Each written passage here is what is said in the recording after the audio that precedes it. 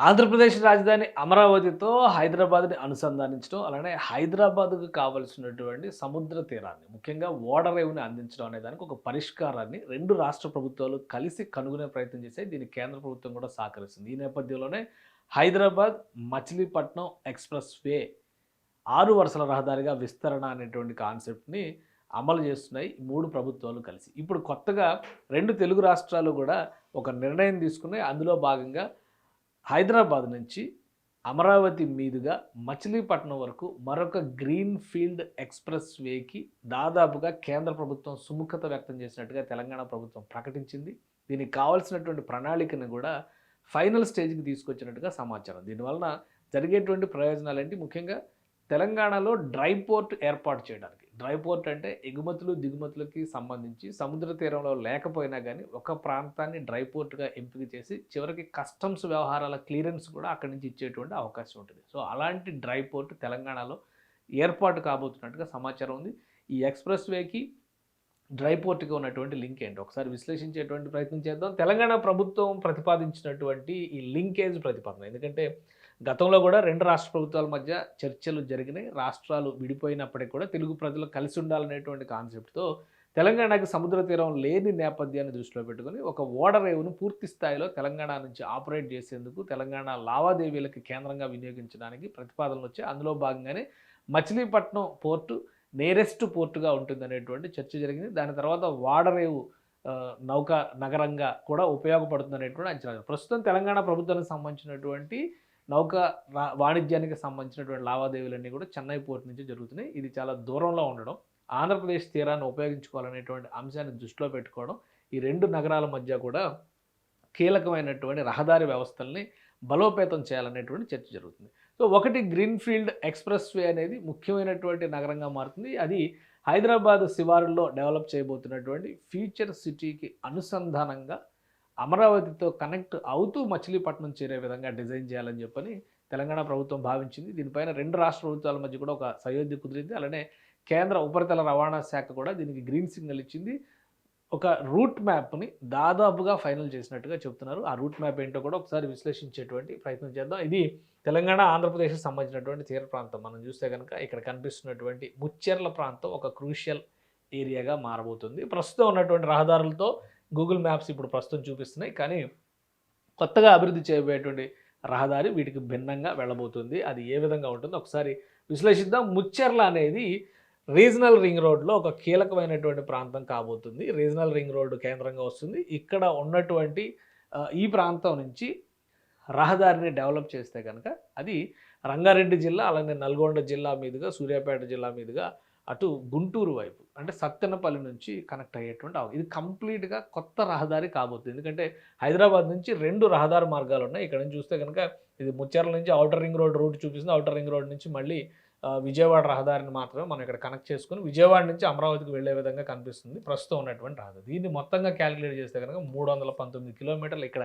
అమరావతికే వస్తుంది. ఇక్కడ నుంచి విజయవాడ నుంచి కనుక వెళ్తే ఇంకొక 70 కిలోమీటర్లు మచిలీపట్నం పోర్టుకు ఉంటుంది. అంటే ఆల్మోస్ట్ 400 కిలోమీటర్ల డిస్టెన్స్ ఇక్కడ కనిపిస్తుంది ప్రస్తుతం ఉన్నటువంటి రహదారి ప్రకారం చూస్తే. మరొక మార్గం ఉంది సత్తెనపల్లి మీదుగా వెళ్ళేటువంటి మార్గం, పిడుగురాళ్ళ మీదుగా వెళ్ళేటువంటి మార్గం. అయితే ఆ మార్గం కూడా ఇంతే డిస్టెన్స్‌లో ఉంటుంది. కొత్తగా డిజైన్ చేస్తున్నటువంటి మార్గం ఇక్కడ రీజనల్ రింగ్ రోడ్ కనెక్టివిటీతో ముచ్చెర్ల మీదుగా వచ్చేటువంటి మార్గం అవుతుంది. ఇది జస్ట్ ఒక అందాజాగా గీస్తున్నటువంటిది మాత్రమే. ఇదే క్లియర్ ఇది కాకపోవచ్చు. రాబోయేటువంటి రోజుల్లో దీనికి సంబంధించినటువంటి క్లియర్ ప్రణాళికని అనౌన్స్ చేసేటువంటి అవకాశం ఉంటుంది.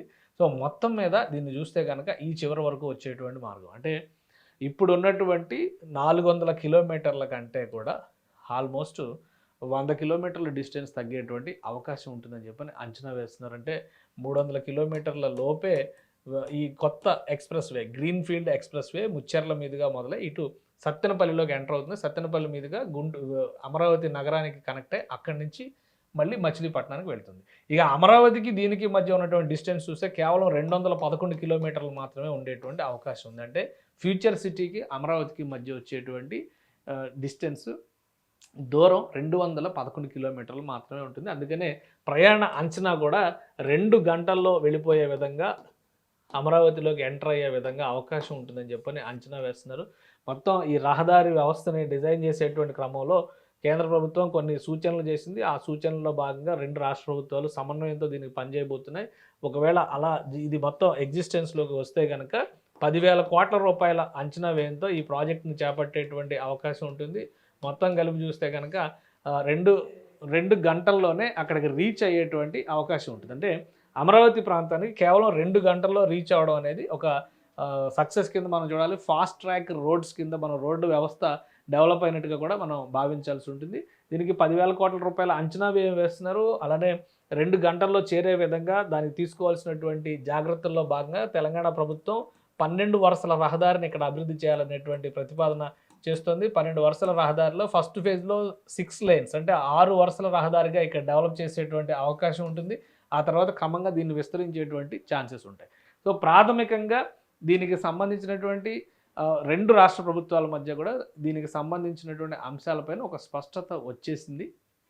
అయితే అధికారికంగా రూట్ మ్యాప్‌ని ఫైనల్ చేయాల్సి ఉంటుంది. ఏ ప్రాంతాల గుండా ఈ మార్గం వెళ్తుంది, అక్కడ భూసేకరణకు సంబంధించినటువంటి అంశాలేంటి, వీటన్నిటి మీద కూడా అంచనా వేస్తారు. ఒక ప్రాథమిక అంచనా ప్రకారం చూస్తే కనుక తెలంగాణలో సుమారు 118 కిలోమీటర్లు ప్రయాణం ఉంటుంది. అలానే అటు ఆంధ్రప్రదేశ్లో 180 కిలోమీటర్ల మేర ఈ స్ట్రెచ్ డెవలప్మెంట్ ఉంటుంది. మొత్తం మీద చూస్తే కనుక 360 కిలోమీటర్ల లోపే దీనికి సంబంధించినటువంటి వ్యవస్థలన్నీ అంటే 310, 320 కిలోమీటర్ల లోపే దీనికి సంబంధించినటువంటి రహదారి వ్యవస్థ మొత్తాన్ని కూడా ప్లాన్ చేసేటువంటి అవకాశం ఉంటుంది. ఈ రహదారి కనుక వస్తే 2 నగరాలకి అంటే ఫ్యూచర్ సిటీకి, ఫ్యూచర్ భారత్ సిటీ అంటున్నారు, భారత్ ఫ్యూచర్ సిటీ అంటున్నారు.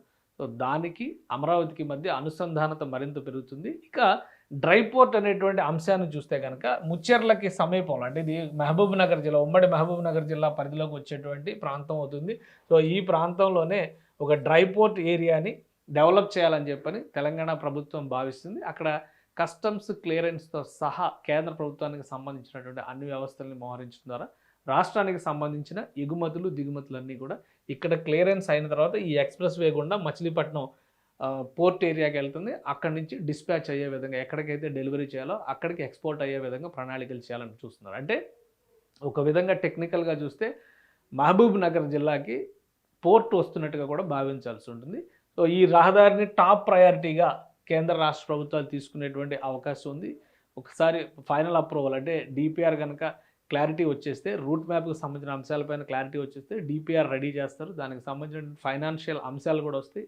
తెలంగాణ ప్రభుత్వ అధికారులు చెబుతున్నటువంటి అంచనాల ప్రకారం చూస్తే కనుక సుమారు 10,000 కోట్ల రూపాయలు ఈ రహదారి అభివృద్ధికి అవకాశం ఉండొచ్చు, ఖర్చు అయ్యేటువంటి అవకాశం ఉండొచ్చు అని చెప్పి అంచనా వేస్తున్నారు. ఇప్పటికే ఉత్తరాదిలో ఎక్స్ప్రెస్ వేలు, గ్రీన్ ఫీల్డ్ హైవేలను డెవలప్ చేస్తున్నటువంటి కేంద్ర ప్రభుత్వం దక్షిణాదిలో కూడా ఆ స్థాయిలో ఇంటర్లింకింగ్ హైవేస్ని డెవలప్ చేయాలని చెప్పని భావిస్తుంది. అందులో మొదటి ప్రాధాన్యంగా future city to Machilipatnam green field హైవేని తీసుకునేటువంటి అవకాశాలు కనిపిస్తున్నాయి.